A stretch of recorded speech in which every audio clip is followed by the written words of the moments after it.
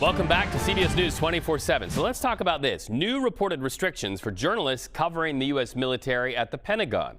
The Defense Department ordering information published by the press must be pre-approved before public release. Reporters who do not follow the guidelines, well, they could lose access to the Pentagon. Yesterday, President Donald Trump expressed opposition to the move. Should the Pentagon be in charge of deciding what reporters can report on? No, I don't think so. Are you okay with them limiting that? Nothing stops reporters, you know. So let's go live to one of those journalists at the Pentagon right now, CBS News senior national security correspondent Charlie Daggett. Charlie, good to have you with us today. How does this change things for you and other journalists there? Nothing stops reporters, Reeds.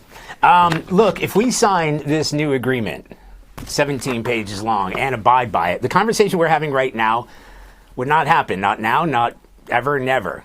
Reporters who don't sign the statement agreeing to these new rules will have, thank goodness I'm not wearing it, our press credentials yanked anyway. We're not supposed to put them on camera.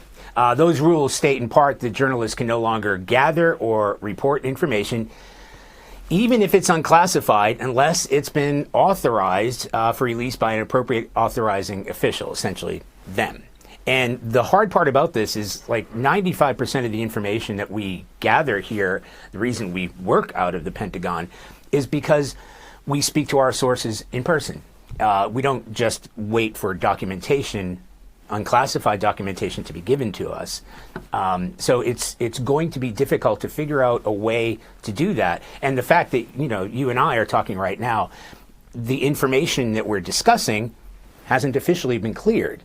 Does that fall under that same sort of category? Because a lot of what we do is live stuff. It's not scripted. I can't go down the hall and say, look, am I okay to say this?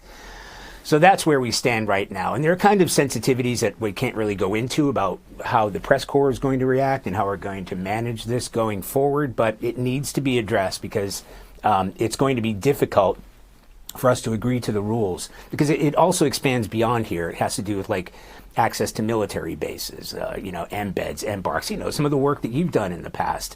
Would you fall under that category? So we just need a little bit more clarification as we go forward. And does that document that you were given there and you held up on television say why, what the reason is for this? No, it does not. And I'm not going to speculate as to why that's happening. There's information that's coming out of the building that they're not happy about, and they feel that some of it's been classified, at least some of it's sensitive. It's kind of some of the reporting that we've done. If you want to talk about Signalgate, for instance, there have been leaks that have come out that we've tried to follow up and chase up. But most of the work that we do is give you a sort of status report. What's happening off the coast of Venezuela? What's happening in the sort of CENTCOM region? Is the president serious about taking Bagram Air Base back? What about drone strikes, etc.? Right. That's the bread and butter of what we do here. The other stuff, it's important because we hold leaders to account. If there's a leak like there was in that Signalgate, which we might hear, by the way, the Inspector General's report is supposed to come out in the next few days. That might have something to coincide with these new restrictions. But that's where we are right now. And as I said, we're trying to seek a little bit more clarification as to how we were able to work the system as they're asking us to do so.